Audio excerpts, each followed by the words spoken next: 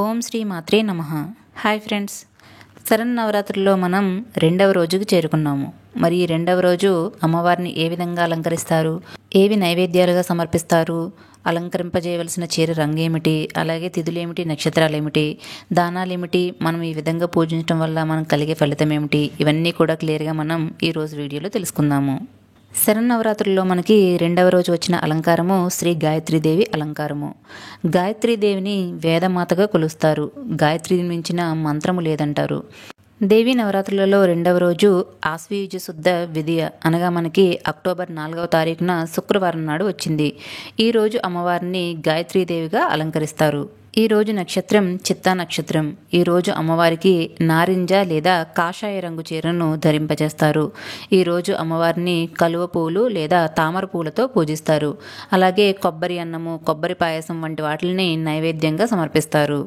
అలాగే మంత్రాలన్నింటిలోనూ శక్తివంతమైన మంత్రంగా చెప్పబడే గాయత్రి మంత్రాన్ని ఒక్కసారి స్మరించుకుందాము. ఓం భూర్భువస్వః తత్సవితుర్వరేణ్యం భర్గో దేవస్య ధీమహి ధియో యో నః ప్రచోదయాత్.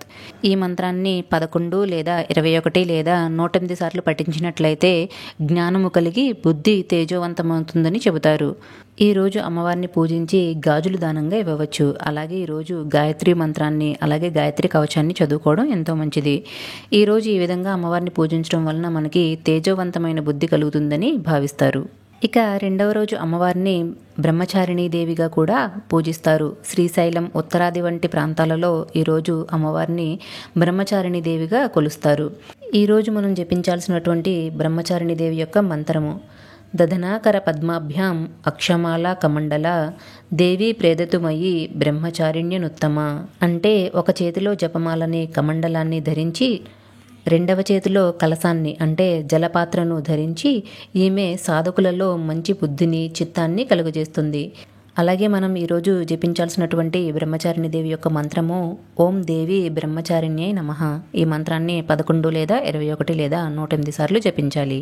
ఇది ఫ్రెండ్స్ రెండవ రోజు అమ్మవారి యొక్క అలంకారము అలాగే అవతారం యొక్క వివరాలు. మీకు ఈ వీడియో నచ్చితే తప్పకుండా లైక్ చేసి, షేర్ చేసి, సబ్స్క్రైబ్ చేసుకోండి. అలాగే నా నెక్స్ట్ వీడియోలో అమ్మవారి అలంకారాల యొక్క మరిన్ని వివరాలతో మీ ముందుకు వచ్చేస్తాను. అంతవరకు సెలవు.